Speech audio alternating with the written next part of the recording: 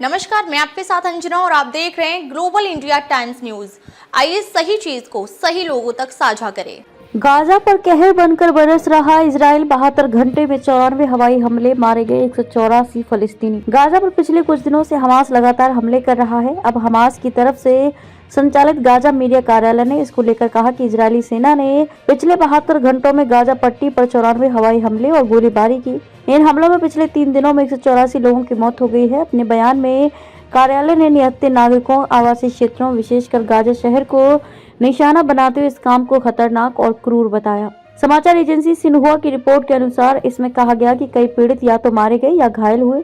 मलबे में फंसे रहे। क्षतिग्रस्त बुनियादी ढांचे के कारण उन्हें अस्पताल तक नहीं पहुंचाया जा सका। गाजा में फलस्तीनी नागरिक सुरक्षा अधिकारियों ने पुष्टि की कि पिछले 3 दिनों में इजरायली हवाई हमले हिंसक रूप से तेज हो गए हैं, जिसे स्थानीय निवासियों ने असाधारण रूप से कठिन बताया है।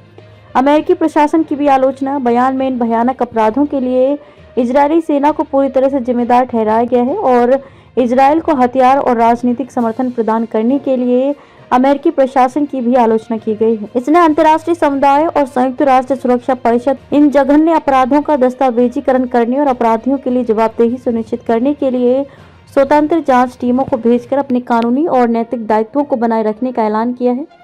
इजरायल चला रहा सैन्य अभियान। 7 अक्टूबर 2023 को शत्रुता फैलने के बाद से इजरायल गाजा में हमास के खिलाफ बड़े पैमाने पर सैन्य अभियान में लगा हुआ है, जिसके परिणाम स्वरूप गाजा के स्वास्थ्य अधिकारियों के अनुसार 45,000 से अधिक फलस्तीनियां मौतें हुई हैं।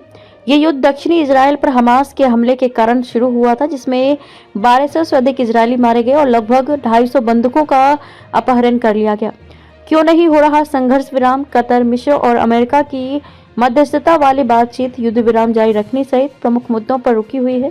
हमास संघर्ष विराम को लंबा खींचना चाहता है, जबकि इजरायल सुरक्षा को देखते हुए सैन्य कार्रवाई फिर से शुरू करने के अधिकार पर जोर देता है।